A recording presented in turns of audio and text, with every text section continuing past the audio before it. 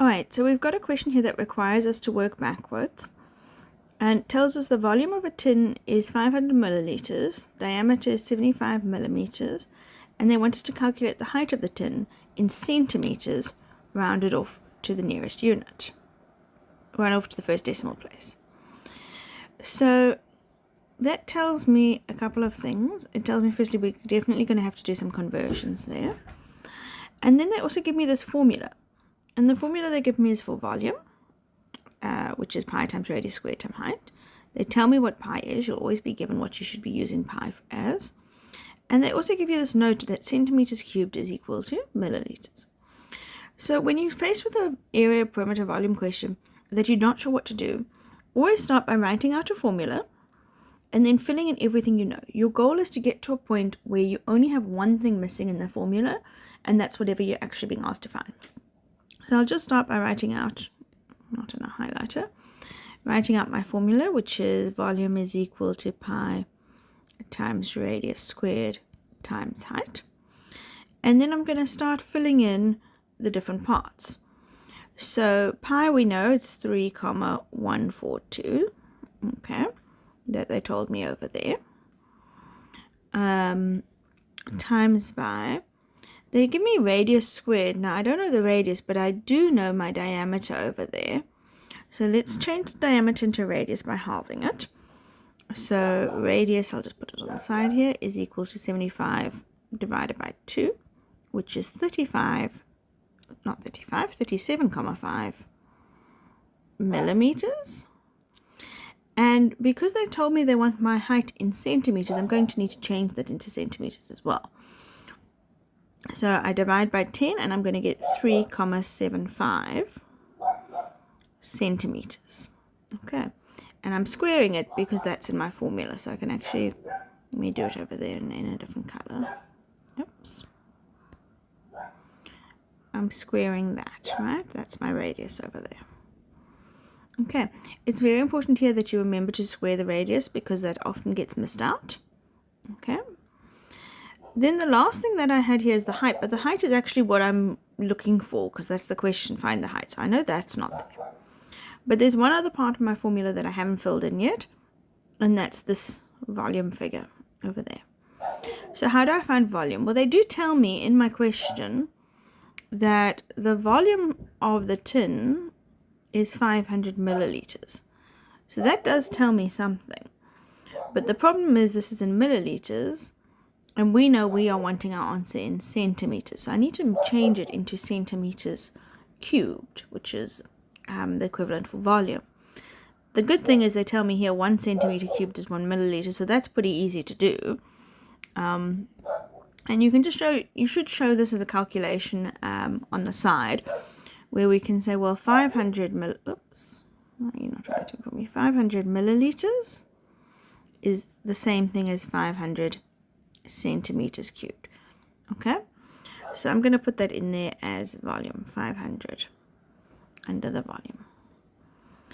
Okay, so now we have a formula where we've got one missing part, our missing part being our height, which is what we're looking for, and the rest is just numbers, and we can work with numbers. So first we're going to need to simplify what we can do, and you should be able to say, well, what is 3,75 squared? And you should be able to know how to multiply that with 3,142. So let's do that first. Alright, so I'm going to just leave the oops, not in that color. Leave the 3,142, leave the 500, and this is 14. Let's not use that color. 14,0625. And I'm going to say, well, that's times by my unknown value over there, the height that I'm looking for. Okay, now I'm going to multiply across again, so leaving everything else exactly as it is because I'm not doing anything with it. 3,142 times by 14,062 gives me, so that gives me 44, 1843 4.75 times by my unknown value that we're still looking for. And now this is a little bit more straightforward because you've got the unknown times by 44 gave me 500. So this is the same thing as me going, well, 10 is 5 times 2. 5 times unknown value. Well, how do we find the unknown value? You can divide. We're doing the opposite calculation here because we're multiplying, we're going to divide. And that is something you do actually need to know how to do, is to divide at this stage. So all we're going to do here instead is say, well, then my unknown thing that I don't know, in this case the height, is actually going to be 500 divided by 44,184,375. Remember, we're not rounding off until we get to the very end of the calculation. And when I do that, I get to 11,316, and it kind of has more decimals going on after that. We know this is in centimeters because everything that we put into our formula was in centimeters. And then they do tell us here to round it off to the first decimal place. So we're going to do that, and therefore I'm going to get to 11, my height, and I'll just put in a height so that my marker knows that's what I'm doing, 11,3 centimeters. Okay, so to recap the idea here, you start with writing out your formula, which was what we did first. Then you fill in everything that you know into the formula. The big goal here is you want to have one unknown value. Every other part should be filled in. Okay?